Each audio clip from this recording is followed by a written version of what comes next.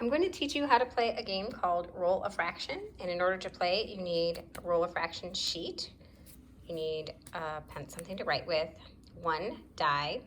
And you could either play against yourself, or if you have a family member that you can play with a family member.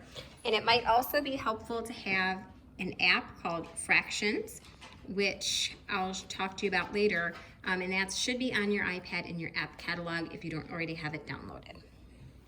All right, so I'm gonna go first and I'm gonna roll and I get a 6. So I can either make that 6 my numerator or my denominator, or I can discard it if I don't want to use it. So I'm gonna make it my denominator. And then it's Emily's turn. She got a 3. She's discarding the 3. I got a 2. I'm going to discard the 2.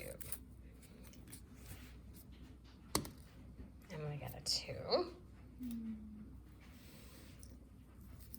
The goal of the game is to make the largest fraction that you can. You want to try to get a greater fraction than your partner. Ugh, I got a 2. I'm going to try to discard that again. Oh, she got a 6. She's making that her denominator. And I got a 3, so I have to use that as my numerator now. So my fraction is 3/6. And Emily got a 2.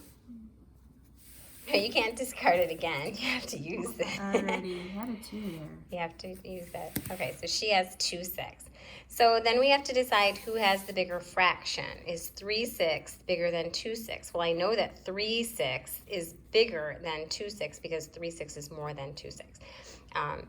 But if I didn't know that, I could come over to my fraction app and I could create a fraction and say I want it to have 6 pieces. And okay, and then I want to color in 3 of the pieces because I have 3/6. So that represents my 3/6. Then I could create another fraction that has 6 pieces, and this would be Emily's, and I want to line them up exactly underneath each other, and hers had 2/6. Oops. She has 2/6. So just by looking at this model, I can see that 3/6 is bigger. Okay, so you use these tools down here.